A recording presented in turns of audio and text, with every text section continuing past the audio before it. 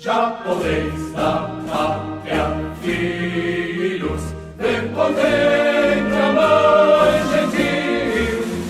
Já raiou a liberdade, um horizonte no Brasil. Já raiou a liberdade, já raiou a liberdade no horizonte do Brasil.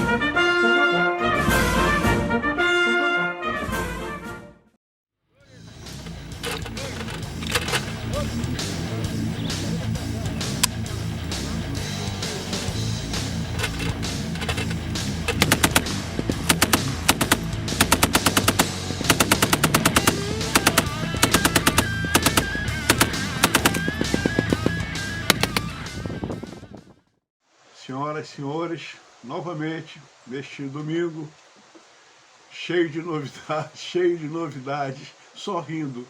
Esse país é quase uma piada, quase uma piada.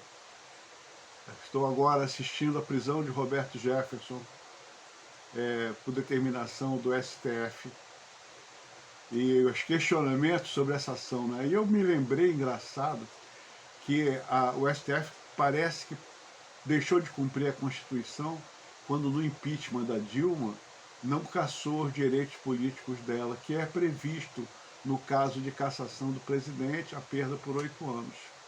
E a partir daí foi o tipo do bolo que desandou. Ora, se uma vez foi feito, não houve reação, não houve nada, vamos fazer sempre. E é o que está acontecendo agora. O penúltimo episódio da série Não se cumpre os dispositivos legais, por parte do STF, tem como epicentro Roberto Jefferson, que é um camarada que vinha falando uma série de verdades inquestionáveis, né? E que foi enquadrado como graves ofensas a tudo, calúnia, difamação, enquadrado em 5 ou 6 artigos do Código Penal. Bom, eu acho que o Ministério Público deveria ter sido consultado, se pronunciado antes, né? E, naturalmente, outros procedimentos teriam que ser realizados antes de se mandar fazer a prisão, onde se vê no despacho, na nota, que até autorizado o uso de armas, né, para prender o Roberto Jefferson. Bom, tudo bem. Eu aqui tenho me baseado e apoiado em 2 pilares, 2 sustentáculos. Um é a Constituição, que é a Carta Magna do país e que devia reger tudo o que acontece no país. E a segunda coisa, o outro pilar que para mim é fundamental, é a estrutura e o desempenho da justiça. E nós vamos falar hoje sobre esses 2 pilares, novamente, sem querer ficar chato, repetitivo, aborrecido, mas é que as pessoas precisam ter plena consciência do que nós estamos vivenciando atualmente. Quando eu faço uma proposição de se fazer uma Assembleia Nacional Constituinte e se modificar essa Constituição atual, eu argumento da seguinte maneira: essa de 1824, quando Dom Pedro simplesmente detonou a Assembleia Nacional Constituinte e estabeleceu uma Constituição sobre o próprio olhar dele, olhar, penas, canetas e mãos, e impôs uma Constituição da lavra do imperador. Beleza, vamos discutir isso. Foi feita a primeira Constituição realmente feita nesse país. A partir daí, nós tivemos, com essa de 88, 7 constituições. Aí eu comparo com um americano, que ele fez uma em 1776, né? Antes de 1825, que foi a nossa, 24, que foi a nossa primeira, e essa Constituição está até hoje vigente, com meia dúzia de emendas. O mais curioso disso tudo é que essa Constituição tem apenas 5 itens, vamos dizer assim, 5 pontos, 5 determinações, 5 orientações de como se forma a maior nação do mundo. Foi através dela que os Estados Unidos é o que é hoje, a maior mais poderosa, mais rica nação do mundo, e já há muito tempo. Enquanto nós estamos na 7ª Constituição, estamos capengando ainda. Essa de 88 já sofreu mais de 100 emendas, para ser exato, 109. 250 artigos que a compõem, que são um absurdo, que até juros são mencionados. Eu até confesso que eu não sabia que a tal do lance achei tão absurdo, até achei bom não saber mesmo, que o lance de fazer urna eletrônica com voto auditável tinha que ter uma PEC, um projeto de emenda de Constituição para alterar. Nós estamos vivendo o absurdo dos absurdos. O que é uma Constituição que já teve 109 emendas? Acho que o americano teve 5 ou 6 ou 7 emendas no máximo em 250 anos. A nossa, com menos de 30, já teve 109 emendas. Só isso justificava a necessidade de fazer uma Constituição moderna, adequada, conservadora, patriótica, honesta, e que realmente deixasse claro que todo poder emana do povo. Nessa Constituição, o poder emana de todo mundo, menos do povo. É inacreditável o que sucede nesse país diariamente. É a arbitrariedade. Depois se fala que o governo militar foi arbitrário. Não foi, não, perto do que está acontecendo agora, até não foi. Só que naquela época era guerra, era uma guerra revolucionária. Era democracia versus comunismo escancarado. Aquele que nego pegava em arma, explodia bomba, fazia assalto, aonde se assassinava guardas a tiros, se explodia soldados na guarita, como aconteceu em São Paulo, como se jogava bomba nos pés do presidente que estava chegando em Recife, matando e mutilando inúmeras pessoas. Era guerra, onde os comunistas, os guerrilheiros formados em Cuba, com orientação da China, de Rússia, financiado pelo Partido Comunista Internacional, faziam guerra. E as Forças Armadas do Brasil, que são democráticas desde que nasceram, se reagiram e se opunham a isso. Não foi o exército que começou, quem começou foram os comunistas. Na hora que Jango Goulart começou a entrar dentro dos quartéis e estimular que sargentos tivessem sindicato, que almirantes fossem carregados no braço de fuzileiros, e um monte de coisas que afetavam a disciplina e a hierarquia, exigiu uma resposta. Exigiu uma resposta. Exigiu uma atuação, não era só isso. A implantação do regime comunista aqui para o João Goulart e sua patota vinha de vento em popa. E muito pouco para nós nos tornarmos uma Cuba imensa, rica, poderosa. Imaginou isso na mão dos comunistas? Seria um desastre no equilíbrio mundial, né? Particularmente numa época ainda de Guerra Fria entre Rússia e Estados Unidos. Então, eu continuo insistindo, água mole em pedra dura, tanto bate até que fura. Vamos tentar divulgar a ideia, não vamos desomitir, vamos compartilhar a ideia, vamos discutir isso, vamos conversar, vamos levar para diante. Há uma necessidade premente de uma nova Constituição para dar novos rumos ao país, porque essa está inteiramente carcomida, inteiramente inadequada, inteiramente furada, do que é pior, totalmente não observada, não cumprida. E por conta do próprio STF, que é o guardião da Constituição, em tese. Ora, nada mais justo do que a partir desse momento nós nos levantarmos e exigirmos uma nova Constituição. Esse é um dos pilares básicos de uma nação organizada, próspera, soberana, rica. Não tem papo de chinês, não tem papo de americano, nós somos nós. E isso foi sempre assim. Claro que nós sofremos a influência como um país subdesenvolvido, um país desestruturado, um país mal educado, um país com sérias restrições de toda a natureza, né? Inclusive de inteligência, porque ao longo nossos governantes demonstraram muito pouca inteligência. Eu queria falar apenas de um recente agora, que emprestou para um mal pagador. Imagina emprestar $1 bilhão para Cuba e ter como garantia caixas de charuto. Deveriam ser 30 bilhões de caixas de charuto, por mais caros que os charutos cubanos sejam. 30 bilhões de charutos, e nós íamos ver um país de fumantes, né? Ia morrer todo mundo intoxicado, todo mundo canceroso.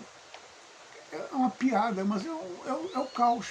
E bilhões, de 30 ou mais bilhões, foram destinados a países sem nenhuma condição. Teve obrigado a fazer um aeroporto que quase nunca pousou um avião lá na África. Isso foi governo Lula, governo comunista, governo de esquerda, cantado em verso e prova. Esse é um governo de esquerda. Tanto que o latim, muito sabiamente, né, fala que a direita é a destra, e a esquerda é a sinistra. É sinistra, muito sinistra. E nós estamos vivenciando isso.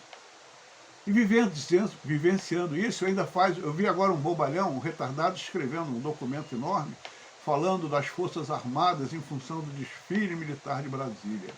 Não foi desfile militar nenhum, aqui o pessoal não conhece as práticas castrenses, as coisas que as Forças Armadas prezam, que é a homenagem ao chefe. Você, por exemplo, se você é oficial, chega num outro estado, outra cidade que não é o seu quartel, você se apresenta nessa unidade. Isso é uma prática regulamentar. A tropa ia passar ao lado de Brasília, num exercício que é um exercício caríssimo, que requer uma logística, um planejamento de meses, e que nada mais justo do que passar na porta do Palácio do Presidente, que é de origem militar, e que é militar, porque nós morreremos militares, porque é como tantas outras profissões, que as pessoas são até o último dia, né? Então, é fundamental esse cuidado. E o que eles fizeram não foi nada demais do que passar em frente. E o presidente ainda teve a gentileza de convidar todos para assistir, homenagear os visitantes de Brasília. Foi isso que aconteceu. Estamos fazendo pressão. Vou dizer uma coisa para vocês. Vocês acham que militares não são inteligentes? Quem tem força não faz ameaça. Quem tem força não tem pressão. Olha só, as Forças Armadas são realmente as fiadoras dos governos. Veja o que está acontecendo na Bolívia, ou está acontecendo na Venezuela, mais exato. As Forças Armadas estão apoiando Maduro. Maduro não cai. No dia que um general daquele, de 4 estrelas ou 5, ou 6, disser assim, o exército está contra Maduro, ele não dura 15 minutos no poder. 15 minutos no poder. Porque, na realidade, as Forças Armadas são fiadoras dos governos. Mas é uma instituição de Estado, tem nada a ver com a interferência dos 3 poderes, mas é a força que as Forças Armadas têm, que os demais poderes e a estrutura não têm. E quando ela coloca essa força conscientemente à disposição do Estado, é para preservar o Estado. É como o sistema, até o sistema. Infelizmente, as Forças Armadas da Venezuela estão apoiando tudo que há de errado, a miséria, a fome, a desgraça do país.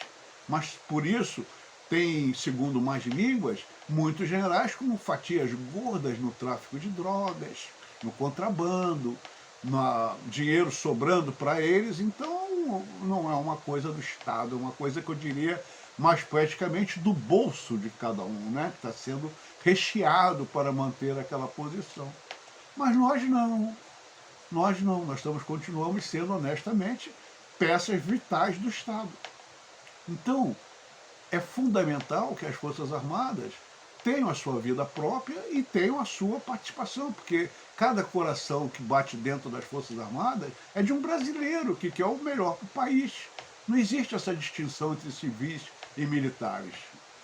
Todos os militares foram civis um dia antes de ser militar. E todos voltarão a ser civis, mesmo sendo militares, ao passar para a reserva ou passarem por serem reformados. De forma que é uma simbiose perfeita entre nós e os civis. Nada contra. O que muda um pouquinho é o estilo, é a compreensão, é a visão de pátria, é o patriotismo, é a coragem moral, é a ética, é a não corrupção. E são essas coisinhas de muito pouca relevância atualmente que nos distingue de grandes grupamentos de civis hoje encastelados no poder, tanto no judiciário quanto no legislativo, e muitos do executivo ainda pertencentes às safras anteriores, ainda disseminados, né, aparelhados, Isso influenciou a educação, a polícia e tudo que prestava, está tudo contaminado, ainda está contaminado. Bom, então, estava eu agora dizendo o porquê da necessidade de uma constituinte, para que a gente estabeleça novas regras. É preciso, é vital, é fundamental. Nem Bolsonaro, nem ninguém vai conseguir governar esse país. Ah, porque Lula governou. Não, Lula não governou nada. O Lula, o que fez Lula foi distribuir bilhões de reais para todos os seus acólitos, sequazes em conluio. Que beleza de palavra. Comprou tudo para fazer o que quisesse e se apropriou do que quis e do que não quis. Para todos. Então, era uma época que todo mundo estava muito feliz, né? Todo mundo entre vírgulas. Tanto não estava que 58 milhões, na primeira chance, votaram conservadoramente, votaram em Bolsonaro, 60 milhões de 100 milhões de eleitores, né? Foi uma coisa... Isso aí sem falar no mérito da urna, que, aliás, en passant, eu tenho uma pergunta. Ora, meus senhores e minhas senhoras deputados, deputadas, senadoras e outros tantos, se a urna é segura, qual é o problema de se imprimir o voto que ela menciona? Isso está parecendo coisa de ladrão, que não quer que ninguém pegue a forma de fazer o assalto. Ora, se não há assalto, por que a preocupação em resguardar, não se imprimir os votos? Não é? Não é falta de dinheiro, porque os nossos queridos deputados votaram em 5 bilhões de reais para fundo eleitoral, partidário, etc. Ora, nós temos que ter bom senso, inteligência. Isso está faltando para vários segmentos. E coragem também para mudar o que precisa ser mudado. E eu acho que tem 2 pilares aí que tem que sofrer uma mudança profunda e radical. Profunda e radical. Aliás, seria bom falar em 3 pilares, né? Porque são as 3 principais instituições. O judiciário e o legislativo, né?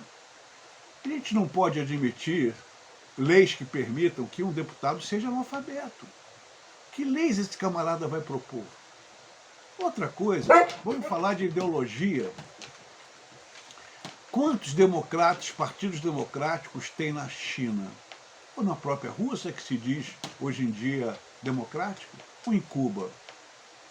Ou em vários países de cor vermelha que pululam por aí, tipo Venezuela?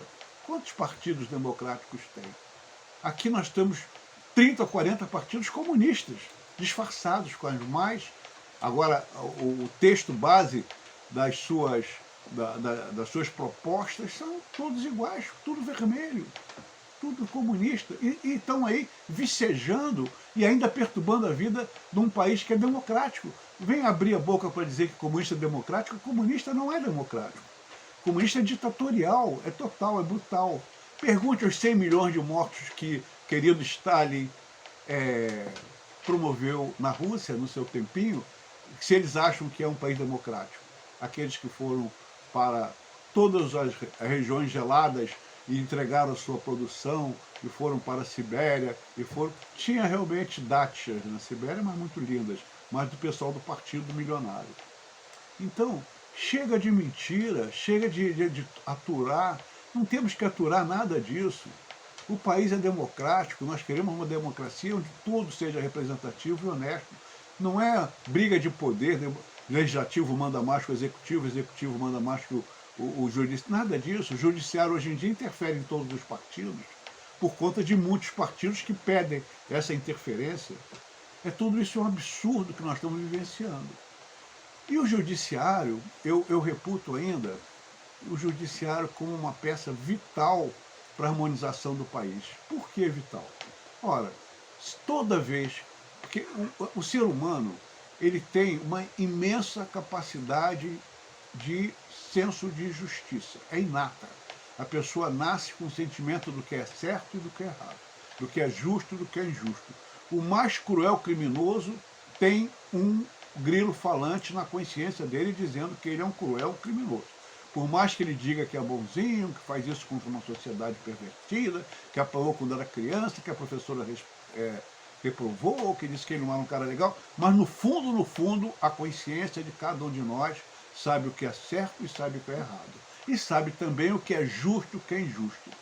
Quando falta segurança jurídica, porque assim, podem fazer a bagunça que quiserem, mas na hora que você procurar seu direito, procurar a justiça, como todo mundo fala, assassinaram meu filho, agora eu quero justiça. Isso aí é a palavra mais recorrente que nós temos na mídia. Eu quero justiça. E a justiça não vem, ou tarda, ou falha, ou é imperfeita. E isso cria um ânimo, um sentimento péssimo, não só de revolta pela injustiça da sentença errada, canalha, desonesta ou incompetente, que é tão frequente cada vez mais. Tão frequente cada vez mais.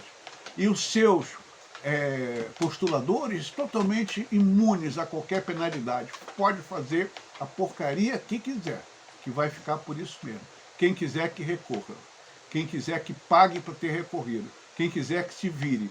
Mas a sentença jamais será revista, por pior que seja. Que tipo de estrutura é essa? Então quer dizer que o juiz de primeira instância que prolatou uma sentença totalmente absurda, ele não é obrigado a rever aquilo. Embargo de declaração. Timidamente, tem que ir para a instância superior para poder realmente se ver se um colegiado de uma turma recursal ou de uma equipe de recurso consegue avaliar melhor, que normalmente não destoa, mas tem turma recursal formada por pessoas que destoam realmente dessas primeiras sentenças, mas quanto custa isso e quanto demora isso? E todo processo se torna um processo que agride o cidadão no seu dia a dia, a perda de confiança. Há pouco tempo atrás, eu tinha o sentimento que se houvesse coisas que eu recorresse à justiça, eu teria uma solução que eu diria satisfatória. Hoje em dia, eu não afirmo mais isso. Tantas foram as sentenças absurdas que eu vi prolatadas, tantas foram, que eu, hoje em dia, como milhões e milhares que fazem aquele universo que diz que 75% não tem nenhuma confiança na justiça ou mais. Essa é a última vez que eu vi essa estatística, já faz algum tempo. Um universo imenso que não acredita na justiça. E que tipo de país é esse que tem uma Constituição totalmente defasada, obsoleta, desrespeitada, não cumprida, totalmente fora do eixo, e uma justiça que não resolve nada em função disso tudo? Qual é a solução do país? Aí vão dizer assim, não, está incitando a revolução. Não, estou incitando a uma justiça justa. E estou incitando, sim, a uma nova Constituição para que seja respeitado esse país e os seus habitantes. Não existe uma palavra mentirosa chamada que todo poder emana do povo? Se todo poder emana do povo, devia ter um Ministério da Reclamação do Povo, para poder chegar lá e dizer assim, coisa desse tipo. Ah, nós agora fizemos a carteira digital, CRV digital, tudo digital, maravilha. Só que o governo estadual do Rio, que não tem mais que emitir o verdinho, cobra o verdinho, que não é emitido por ele. Quando cobrava antes, quando não fazia vistoria, e cobrava vistoria. Aí você reclama isso para quem? Você reclama isso para quem? Não tem a quem reclamar. A Polícia Rodoviária Federal, que vive hoje em dia, eu fui e voltei a Brasília, não vi um policial rodoviário na estrada. Um. Se eu tivesse tido um acidente, alguma coisa, eu não teria um cara para mim. Antigamente eram pessoas respeitáveis, era um amigão, um cara que sabia que você estava... Era um anjo da guarda da estrada. E agora? E agora? Quando você encontra, o cara está com uma papeleta na mão para te multar por qualquer coisa que você nem sabe o que foi. Tem um drone esperto em multas. E o que é multar? Multar. Acha que isso é solução para alguma coisa? E outra coisa, é um país tão despreparado, eu vou usar uma palavra gentil, despreparado, você passa 30 anos sem uma multa. Aí um despreparado policial desses, um cara totalmente equivocado, te aplica uma multa, por qualquer motivo, você passa a virar um cara perdendo um monte de pontos. Se isso acontecer 3, 4 vezes, você perde a carteira. E os 30 anos para trás? O que aconteceu? E por que aconteceram esses incidentes? Aí você vai para a justiça, porque os recursos administrativos, que são uma palhaçada, a mentira chega a um ponto, a mentira é tão cruel, é tão canalha, que chega ao seguinte ponto. O Código Brasileiro de Trânsito diz assim, tudo tem a ver com a justiça, diz assim, você tem que receber em 30 dias a notificação da sua infração de trânsito. Recebe um ano depois uma notificação, um ano depois, eu provo, pode me convocar que eu provo. Um ano depois que você recebe. Aí eu provo como? Com testemunho de quem? Não tem AR, o carteiro assina por você a entrega, você não está em casa, ele joga na tua caixa do correio e vai embora. Um ano depois. Aí você vê que a multa teve um real infrator, foi uma outra pessoa com seu carro naquele dia, que você emprestou para fazer alguma coisa. Aí o cara vai, assume, eu sou o real infrator, assino aqui. Aí vai lá no posto da polícia civil, Detran, o que for. Aí o cara diz, não, você não pode entrar porque já passou o prazo de 15 dias para recorrer. Caramba, como passou o prazo de 15 dias se eu recebi a multa um ano depois? E o sinal de Iguapi que não funciona e que faz multas diariamente? Apagado, multando. E ninguém diz nada, e a justiça não toma nenhuma providência. Os meios administrativos são sempre contra o cidadão. Que raio de relação é essa que nós temos entre o Estado e o cidadão, que ele é totalmente ofensivo ao cidadão e nunca a favor do Estado, que comete as transgressões, os erros e os absurdos? Por que a multa não vem com AR para você poder defender? E por que nunca te dão o direito de você provar que você está certo? Como disse uma juíza aqui, houve uma tentativa de assalto, como é que você prova? Minha senhora, eu vou mostrar os 3 tiros que eu levei aqui, tá bem assim? Dá para quebrar o galho? Tem coisas que não são prováveis, a não ser que você está dizendo que tenha fatores atenuantes, circundantes, que mostram que esse evento aconteceu com várias pessoas. Mas não vale. É a história daquilo que eu falei semana passada. Tá bem, gastei R$100 de passagem de ônibus. Cadê o comprovante? Não tem. O ônibus não dá comprovante.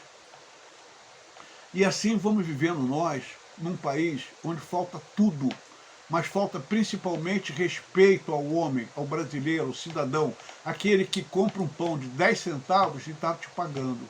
Está pagando a você um imposto. Estou falando do pão porque qualquer um compra um pão de 10 centavos, mas está pagando um imposto. Porque se você passar 10 dias, 15 dias, 20 dias sem comer, você morre. Morre de fome. Mas se você recebe qualquer coisa, você tem um elevado percentual de impostos em cima daquelas coisas que são básicas. E não há nenhum respeito a você, por você. Aí você se vê numa posição de injustiça e você fica totalmente só odiando o sistema, odiando a justiça, odiando o juiz, odiando o que foi escrito e não é cumprido, e reclamando de quê? Aí as autoridades, debaixo da sua toga, debaixo do seu terno, onde é pago o auxílio terno, ou debaixo da sua cadeira aveludada que o contribuinte paga para você sentar confortavelmente, para não falar outra coisa, e você fica totalmente desamparado. Nós somos um povo desamparados, tanto pelas leis quanto pelos homens das leis. E que isso acontece com uma frequência que já seria muito mais do que suportável e indesejável. E até quando nós vamos vivenciar isso? Até quando vai se tolerar isso? Até quando nós vamos admitir isso? Seremos sempre um país de frouxos, de inertes, de totalmente despreparados para nos transformar numa nação poderosa, forte, brilhante, saudável? E temos gente para isso. E por que nós temos que admitir esse estado de coisas ad infinito ou ad eterno, no bom latim? Eu tenho plena consciência de que mudanças são imprescindíveis e urgentes. E sei também que eu não vejo no horizonte pessoas governantes, membros do executivo, do legislativo e do judiciário que se oponham a esse estado de coisas e restabeleçam a verdade e a justiça e a honestidade e o cumprimento das leis. E é tão interessante o sistema, que ele se torna uma coisa absurda. Os impostos são tão altos que é sonegação. Pessoas honestas são obrigadas a se transformar em pessoas desonestas, sonegando impostos para poder sobreviver. E ninguém acha que isso está errado. Aí eu me torno a ver a nação mais poderosa do mundo. Quais são os impostos que os americanos pagam, que tem uma população um pouco maior do que a nossa, para ter a maior nação do mundo. Pode comprar um porta-aviões de 13 bilhões de dólares sem regatear. E nós não podemos comprar um usado, com todos os impostos que são arrecadados. A Petrobras, essa semana, está aumentando novamente. Não houve aumento nenhum do valor do óleo, não houve nada, tudo mentira, e continuamos sendo escorchados, assaltados. Tive lucro de 8 bilhões no trimestre. Devia ter vergonha de falar isso num povo que está pagando um valor absurdo, que não vale 1 litro de gasolina que tem 25% de álcool dentro. E é de qualidade relativamente não muito boa, para ser gentil. Sem falar nos postos desonestos ou no cartel. Que tipo de país nós estamos vivendo, meu povo? Será que o que o americano passou na década de 30 com Al Capone é o que nós temos 100 anos de atraso em relação a eles? É mais ou menos por aí? Temos que vivenciar essa tortura diária de corrupção, de incompetência, de falta de seriedade, falta de cuidado com o povo, falta de cuidado com as coisas do povo. É a história da inflação. A inflação esse mês vai ser 7%. Mentira. Mentira. Olha só, se tudo subiu 100% como subiu, a gasolina é muito mais do que 100%. Se tudo subiu 100%, como é que a inflação é 7%? O que é inflação? É quando você tem mais meio circulante no país do que bens de produção. Ora, o que está acontecendo? Os preços subiram por conta de sem-vergonhice de fornecedores, de fabricantes, etc. Aí o governo diz, eu baixei esse imposto, não adiantou nada, porque o governo estadual aumentou e o comerciante aumentou a sua margem de lucro. Esse é o nosso Brasil. Esse é o nosso Brasil. Até quando nós vamos aguentar isso? Bom, muito obrigado. Foi um prazer voltar aqui novamente. E até a próxima semana. Muito obrigado.